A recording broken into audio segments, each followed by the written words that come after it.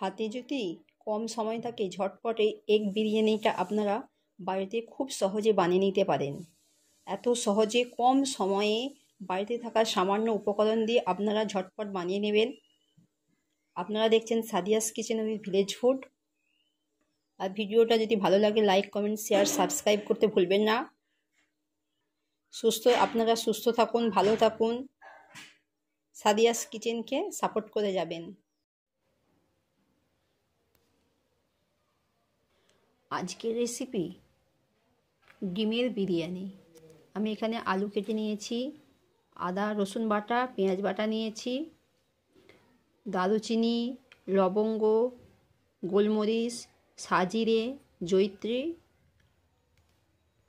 জায়ফল। আমি এই মশলাটাকে গুঁড়ো করে নেব। আমি একটা প্রেসার কুকার নিয়েছি, ওর মধ্যে আলুগুলোকে দিয়ে দেব। ওর মধ্যে পেঁয়াজ বাটা দিলাম, আদা রসুনের পেস্ট দিলাম, ওর মধ্যে লবণ দেব, সাদা তেল দেব, কালারের জন্য একটু জাফরান দিলাম। আমি একটুখানি পানি নিয়েছি, ওর মধ্যে একটু মিঠা আতর দিয়ে দেব, 1 ফোঁটা দেব, বেশি নয়।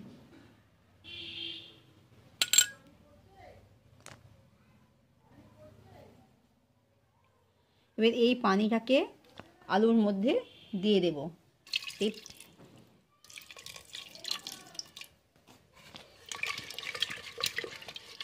আলুটাকে আমি সেদ্ধ করে নেব। কড়া বসিয়ে দিয়েছি, ওর মধ্যে সাদা তেল দিলাম। আমি ডিমটা সেদ্ধ করে নিয়েছিলাম, ওর মধ্যে নুন হলুদ মাখিয়ে নেব।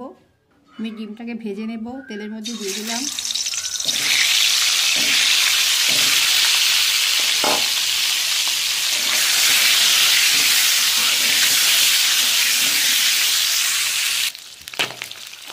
ডিমটাকে তুলে নেব।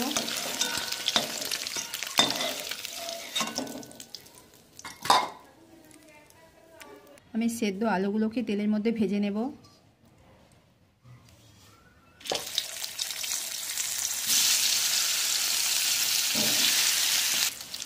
আলুগুলোকে উল্টে দেব।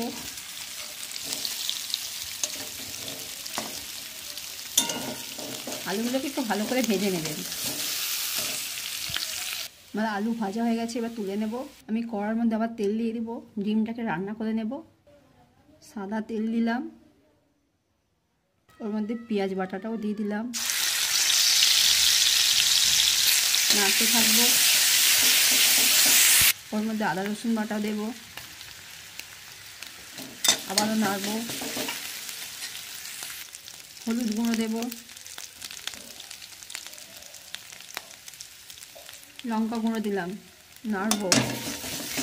একটু জল দিলাম, লবণ দেব, মশলাটাকে কষাবো। আমার মশলাটাকে কত সুন্দর তেল ছেড়ে দিয়েছে। এবার ওর মধ্যে ভেজে রাখা ডিমটাও দিয়ে দিলাম। ওর মধ্যে একটু ভাজা মশলার গুঁড়ো দিলাম, আবারও নাড়বো। এবার আমি জল দিয়ে দেবো। আমি জল দিয়ে দিয়েছি।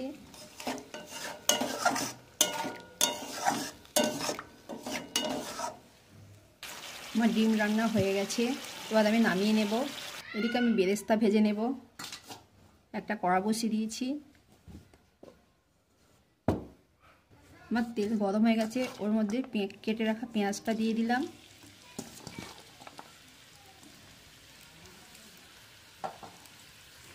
আমার বেরেস্তা ভাজা হয়ে গেছে, এবার বেরেস্তার মধ্যে কিছু চিনি দিয়ে দেবো, তাহলে বেরেস্তাটা মুচমুচে থাকবে। হয়ে গেছে, ওর মধ্যে তেজপাতা দিলাম, দারুচিনি দিলাম, লবঙ্গ দিলাম, এলাচ দেব। ওর মধ্যে লবণ দিলাম, সাদা তেল দেব। চালটা আমি 30 মিনিট আগে ভিজিয়ে রেখেছিলাম। এবার এর মধ্যে ঢেলে দেব। চাপা দিয়ে দিলাম। এবারে ভাতের মধ্যে কিছু কিশমিশ দিয়ে দিলাম। আমি ঘিটাকে এখানে কিছু ঘি নিয়েছি, 2 থেকে 3 টেবিল চামচ ঘি নেবেন। ঘিটাকে গলিয়ে নিয়েছি, দুধটাকেও গুলে নিয়েছি। দুধের মধ্যে মিঠা আতর দেব। আমি দুধের মধ্যে 4 ফোঁটা মিঠা আতর নিয়েছি, দিয়ে দেব। বেশি আতর দেবেন না, তাহলে অতিরিক্ত তীব্র গন্ধতে খেতে পারবেন না। আমি ভাতটা কিছু যেই পাত্রে করেছিলাম সেই পাত্র থেকে কিছুটা ভাত ঢেলে নিয়েছি। এবার ওর মধ্যে ভেজে রাখা মশলা গুঁড়োটাকে দিয়ে দিলাম কিছুটা। আপনারা দেখতে থাকুন। বেরেস্তা ভাজা দেব,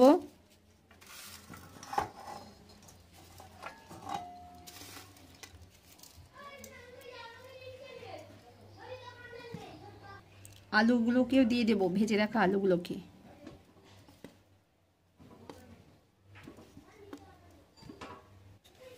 ডিম রান্নাটাকেও দিয়ে দেব।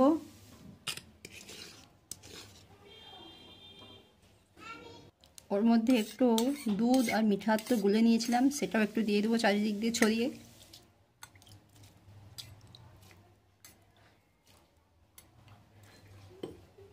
যে ভাতটা ঢেলে রেখেছিলাম সেটা ওর মধ্যে দিয়ে দেব।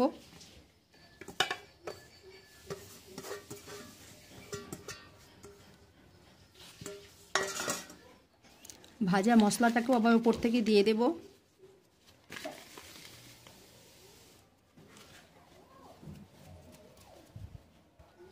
যে পেঁয়াজ ভাজাটা ছিল সেটাও দিয়ে দিলাম।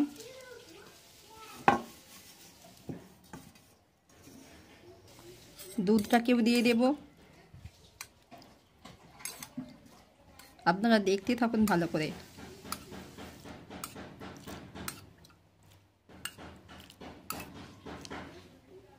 আমি দুধের মধ্যে একটুখানি জাফরান দিয়ে দিলাম।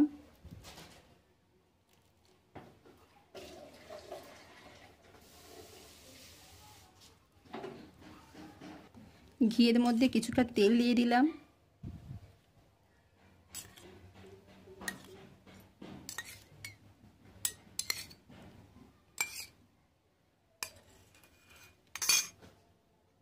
এবার আমি চাপা দিয়ে দেব। আমি গ্যাসটা জ্বালিয়ে নিয়েছি, এবার এটাকে দমে বসিয়ে দেব। 5 মিনিট জোরে গ্যাসটাকে দেবেন, তারপরে গ্যাসটাকে একদম লোয়ে রেখে আরও 15 মিনিট দমে দিয়ে নেবেন। আমি আর একটা পাত্র দিয়ে ওপর থেকে ঢেকে দিলাম, যাতে না ভাপটা বেরিয়ে যায়।